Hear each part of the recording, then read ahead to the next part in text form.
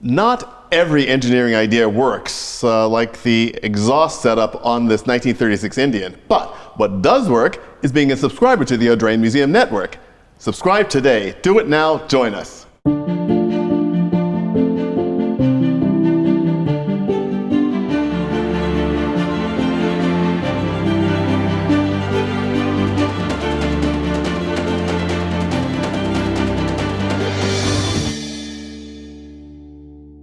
Hello and welcome to the Audrain Automobile Museum and our exhibition Air Cooled, Keep It Simple, which runs here in the museum on Bellevue Avenue through July 13th, 2025. And we're going to discuss something in this video, motorcycles. It's very near and dear to the heart of our executive director, Mr. David DiMuzio. Hello, David. Hello, good evening. And we've got 9 motorcycles in the show. And it's very interesting because, of course, we've been talking about air cooling and how it works and why a manufacturer chooses it as a solution. And of course, air cool is probably most prominent in aviation and in motorcycle use.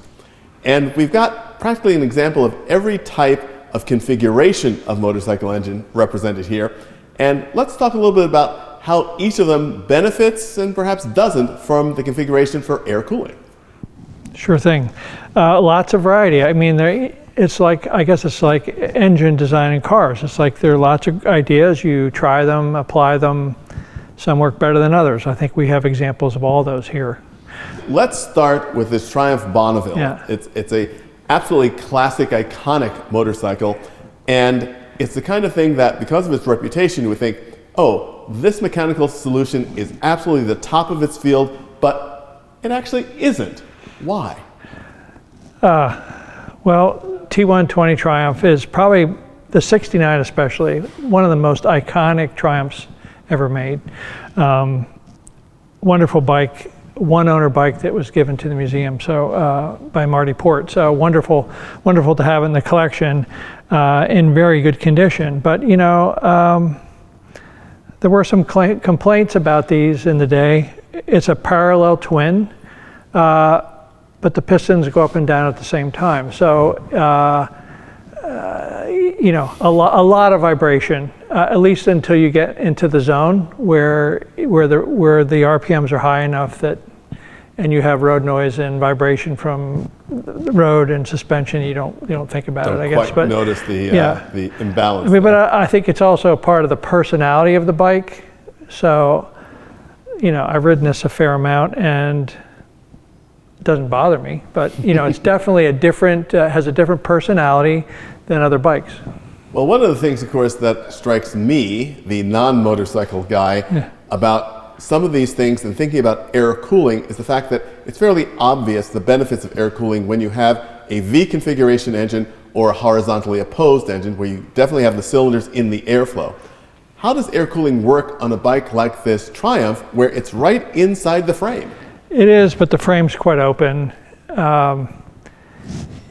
know, and the engine's completely exposed. So, you know, geez, I don't know. It works. You know, I'm sure with some early trials, they did have things that overheated. And I can think last time we rode in a group here last year, we were on an old BMW, sitting in traffic on a hot day. It overheated, you know. So, you know, you got to have air flowing no matter what it is, or you're going to have a problem. Airflow is key. And speaking of that, let's talk a bit about this wonderful 1936 Indian. We spoke in the overview video about its unique exhaust manifold setup, which was not deemed to be successful and ultimately changed. But you can also see, especially in this angle of the motorcycle, how incredibly open the frame is. And so you obviously have the idea that there's a way for the cylinders to get cooling, but they're also very, very closely spaced. And at a certain point, you're getting hot air from the first cylinder being blown into the fourth cylinder. Right, and the fourth cylinder tends to run hotter. It can be a problem. They even talk about that with the Pierce 4. So, you know, maybe that's one of the disadvantages of an inline 4-cylinder engine, as opposed to the Honda 400, which we have in the show, where it's a transverse 4-cylinder. Well, let's talk about that right now, because again, that's the kind of configuration that makes the most sense from a pure air-cooled situation. How does that affect the rider? Because now the engine has a lot more air to take in for cooling, but also there's more air that's hot to that's right. come to the rider. Yeah, at speed you certainly don't notice it. In traffic you might. There's something, when you talk about riding and cornering, having a wider motor is maybe not as desirable as something that's narrower. I think that's one of the reasons the inline 4 was preferred by some manufacturers. The cool thing about the Honda, I think you have all the frontage there. All 4 cylinders are at the front, so it cools very efficiently. You also have a really cool exhaust 4-to-1. So visually, from a design point of view, maybe it's cooler. I don't know, but those are all considerations I think that engineers and designers of these manufacturers consider to maybe stand out, be a little different, obviously, but it has to function well. So these are all function reasonably well. And because they spread several decades, maybe it's not fair to compare them directly. Well, that's a very good point as well. With the configurations that we have here in the show, all of these configurations, the inline 4, the transverse 4, the V, the inline V, the transverse V, and the opposed, those are all engine configurations that were used in early motorcycles and still used today.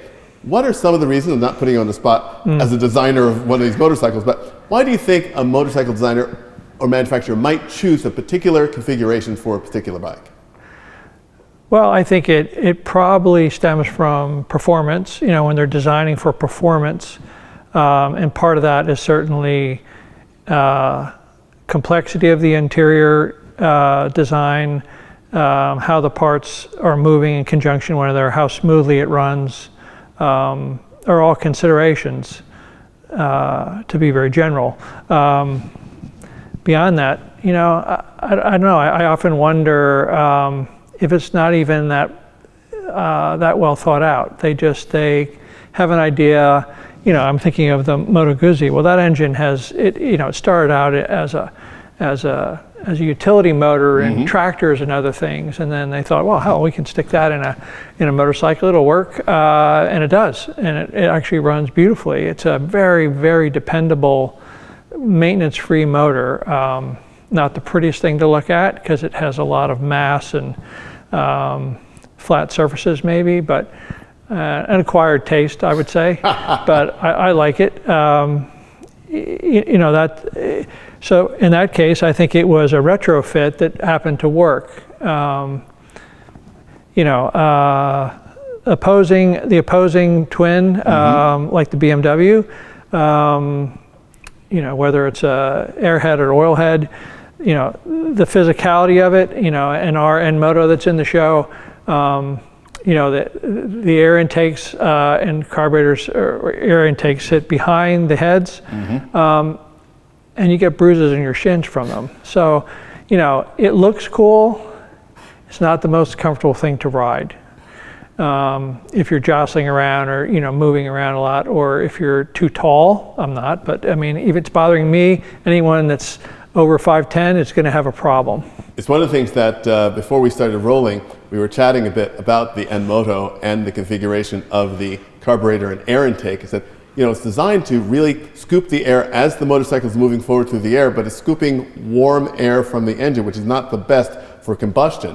And speaking of that, the fact that all these motorcycles have obviously exposed engines, they are not fully fair to some other motorcycles, which we featured here in the exhibitions have been.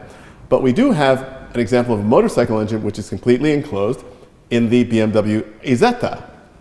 And so the kind of benefits that come from air passing over the engine are completely lost in that vehicle. Right.